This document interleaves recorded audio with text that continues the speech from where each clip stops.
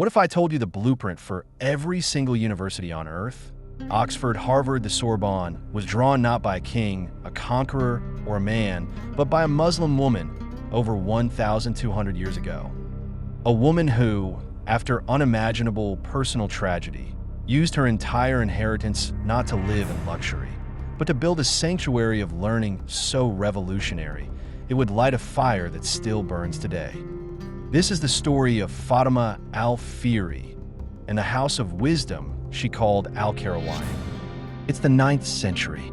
The city of Fez in modern-day Morocco is a melting pot.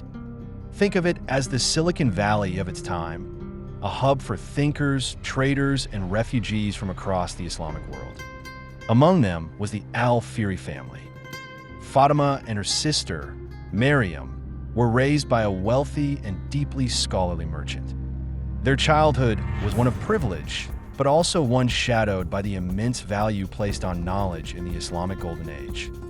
Then, tragedy struck in quick succession. Fatimah lost her father and then her husband. In that era, for a woman, this could mean a life of obscurity. But Fatimah and her sister were left with something powerful, a substantial inheritance and a choice. This is the crossroads. What would you do? For Fatimah, the answer was an act of faith and breathtaking ambition, Sadaka Yariya, a continuous, flowing charity. She decided to build a mosque, but not just a place for prayer. Her vision was grander. In her own words, as history records, she vowed to build a home for worship and learning for all who seek knowledge. She poured every penny into the construction. Legend says she fasted every day until the project was complete, her personal sacrifice cementing the foundation. In 859 AD, Al Quaraouiyine opened its doors. But here's where Fatimah's genius became clear. It evolved. It wasn't just a madrasa. It developed a structured curriculum, enrolled students formally, and granted qualifications, the core model of a university. Look at what happened under its roofs. A pope would become Pope Sylvester II, studied mathematics here, later introducing Arabic numerals to Europe. The groundbreaking philosopher Ibn Rushd, Averroes, debated here.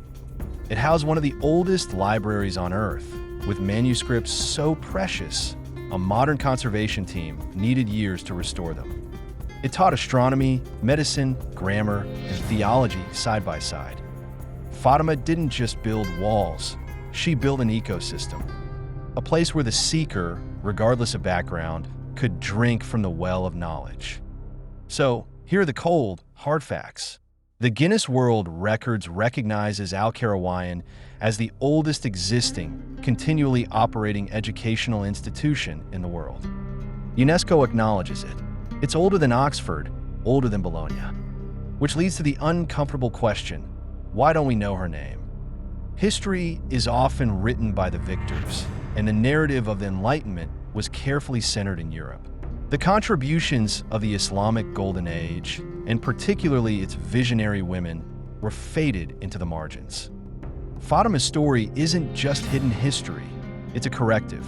It shatters our stereotypes about women's roles, about Islamic history, and about where knowledge comes from. Fatimah Al Fihri's legacy isn't a dusty relic. It's a living institution.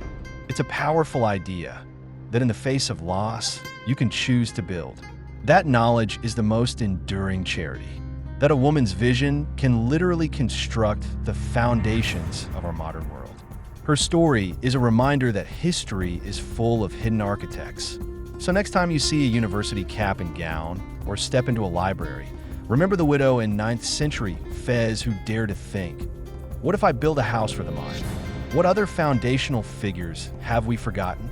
Let me know who we should uncover next in the comments below. And if you believe stories like this deserve a spotlight, like, subscribe to our channel Zunfold, and hit that bell. This isn't just history, it's our shared story.